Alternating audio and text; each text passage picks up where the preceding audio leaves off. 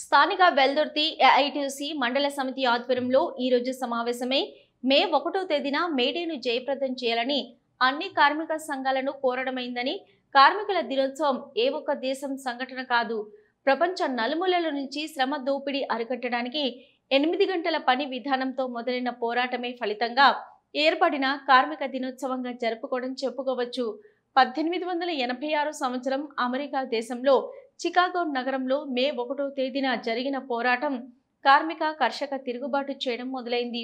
4 రోజుల తర్వాత ఏ మార్కెట్లో సుమారు 3 లక్షల మంది పాల్గొని పెద్ద ఎత్తున నిరసన చేయడం వలన పెత్తందారులు జీర్ణించుకోలేక పోలీసులతో కాల్పులు జరిపి కొన్ని వందల మందిని కాల్చారు.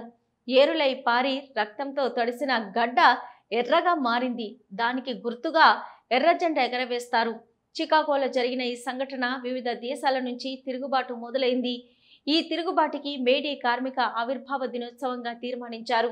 అందుకు ప్రతి కార్మికుడు మేడే పోరాట దినోత్సవంగా జరుపుకుంటారు.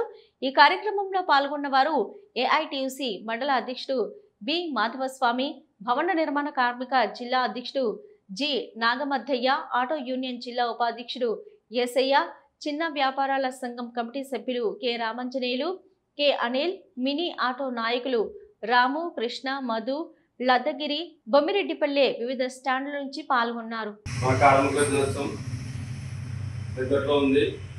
ప్రతి కార్మిక సంఘాలు పాల్గొని జయప్రదం చేయవలసిందిగా కోరడం అనేది ప్రతి ఒక్కరిని. మనకి ఎక్కువ టైం లేదు. ప్రతి కార్మికుడు దీనికి తన వంతుగా కృషి చేసి సహకరించి మేడేని జయప్రదం చేయవలసిందిగా పేరున కోరడమైనది. స్వాతంత్ర పూర్వం నుంచి మనకి ఈ ఏఐటీయూసీ ఏర్పడి ఆర్బిసి సుమారు 100 సంవత్సరం పైగైంది. కానీ మనకి ఏదైనా ముందుకు పోరాడడానికి ఎప్పుడు కార్మిక సంఘాలు వెనుకాడవు. పోరాడుతూ పోయేది ఏం లేదు.